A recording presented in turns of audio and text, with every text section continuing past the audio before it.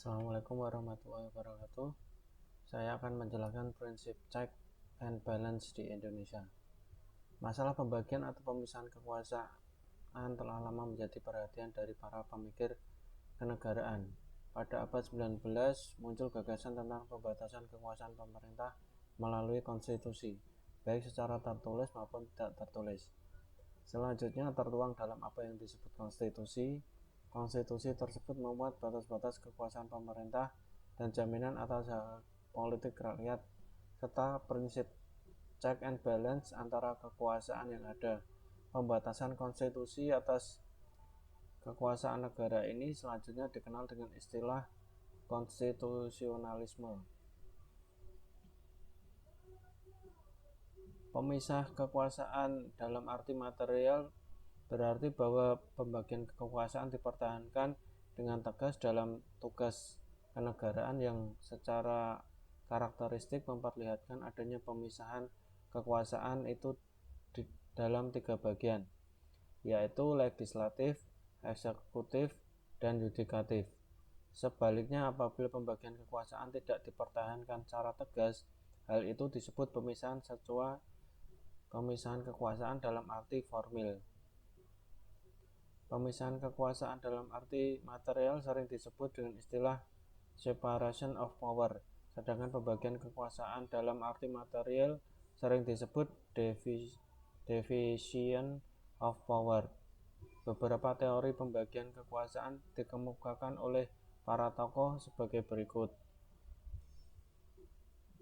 yaitu teori John Locke menyatakan bahwa kekuasaan dalam negara dibagi menjadi 3, yaitu legislatif, eksekutif, dan federatif.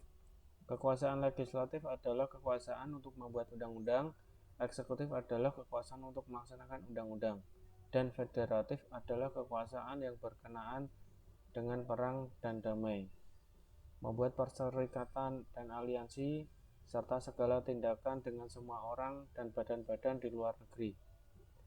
Adanya kekuasaan federatif yang menyangkut hubungan dengan negara-negara lain dilatar belakangi oleh keberadaan negara Inggris pada waktu itu sebagai negara yang memiliki banyak wilayah jajahan. Selanjutnya, teori Montesquieu diilhami oleh John Locke.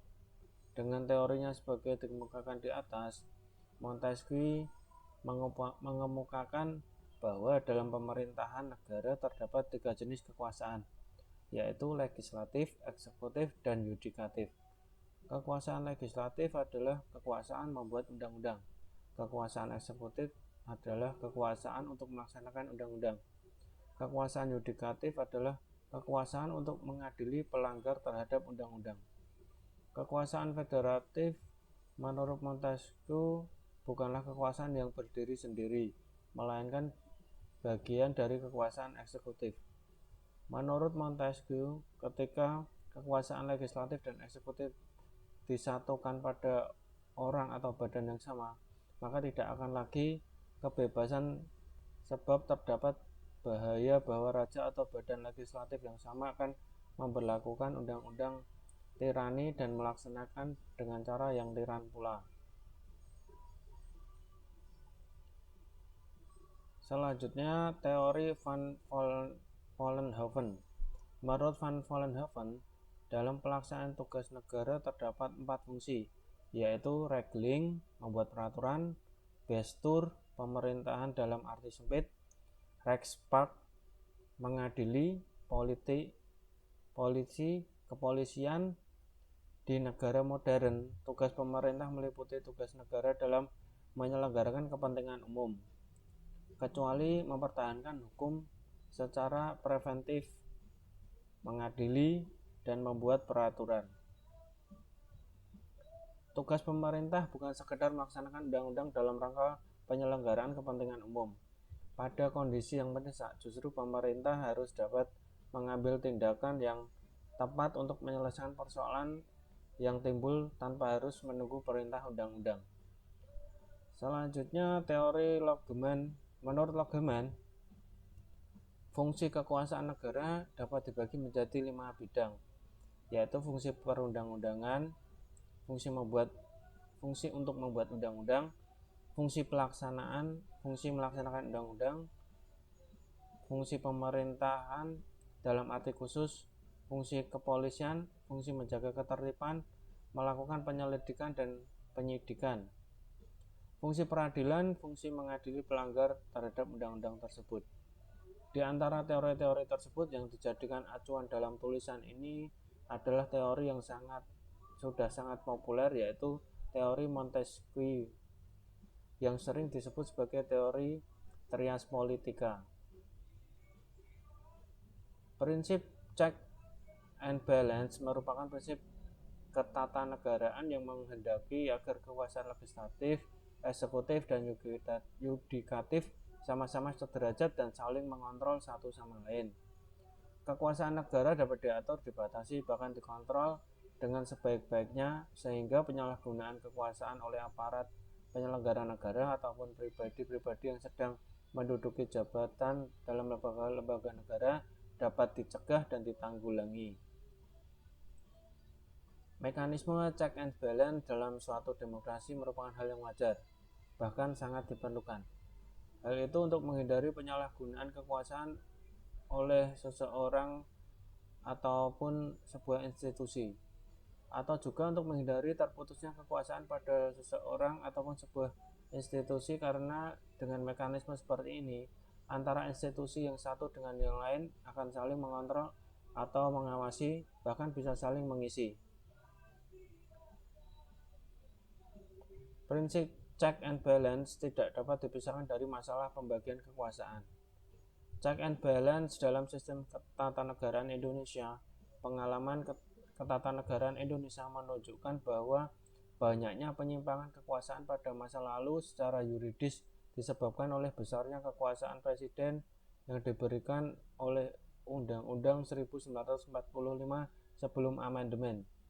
Sesuai ketentuan Undang-Undang Dasar 1945, presiden memiliki kekuasaan yang sangat luas. Di samping kekuasaan di bidang eksekutif, presiden juga memiliki kekuasaan di bidang legislatif dan yudikatif.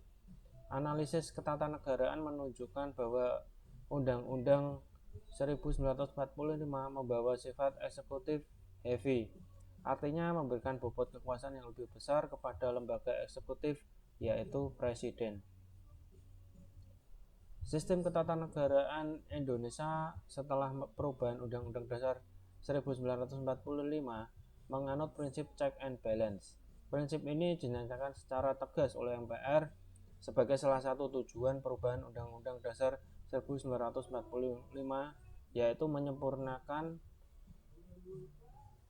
atau aturan dasar penyelenggaraan negara secara demokratis dan modern. Melalui pembagian kekuasaan, sistem saling mengawasi dan saling mengimbangi yang lebih ketat dan transparan. Suatu pendapat menyatakan bahwa salah satu tujuan perubahan Undang-Undang Dasar Negara Republik Indonesia tahun 1945 adalah untuk menyempurnakan aturan dasar penyelenggaraan negara secara demokratis dan modern, antara lain melalui pembagian kekuasaan yang lebih tegas, sistem saling mengawasi dan saling mengimbangi yang lebih ketat dan transparan, dan pembentukan lembaga-lembaga negara yang baru untuk mengakomodasi perkembangan kebutuhan bangsa dan tantangan zaman. Hubungan antara kekuasaan legislatif, eksekutif, dan yudikatif di Indonesia dapat digambarkan sebagai berikut. 1. Hubungan antara legislatif dan eksekutif. 2. Hubungan antara eksekutif dan yudikatif. 3. Hubungan antara legislatif dan yudikatif. Keseimbangan kekuasaan antara lembaga yudikatif, legislatif, dan eksekutif juga dibangun di atas prosedur pengisian hakim-hakim, baik hakim Mahkamah Agung maupun hakim Mahkamah Konstitusi. Calon-calon yang disetujui oleh DPR diangkat menjadi hakim agung melalui keputusan presiden, sedangkan hakim Mahkamah Konstitusi yang jumlahnya 9 orang terdiri dari 3 orang hakim diajukan oleh DPR, 3 orang diajukan oleh presiden, 3 orang diajukan oleh Mahkamah Agung. Komposisi semacam ini menggambarkan keseimbangan lembaga legislatif, eksekutif, dan yudikatif dalam membangun peran Mahkamah Konstitusi. Ketika rancangan undang-undang telah disetujui oleh DPR bersama pemerintah, tetapi sampai batas waktu 30 hari tidak disahkan oleh Presiden, maka rancangan undang-undang itu sah menjadi undang-undang dan wajib diundangkan. Undang-undang yang dibuat oleh DPR bersama Presiden dapat dikoreksi oleh Mahkamah Konstitusi melalui mekanisme judicial review. Akhirnya, ketika terjadi sengketa kewenangan antara lembaga negara, Mahkamah Konstitusi yang berwenang memutuskan. Demikian yang dapat saya jelaskan mengenai check and balance di Indonesia. Assalamualaikum warahmatullahi wabarakatuh.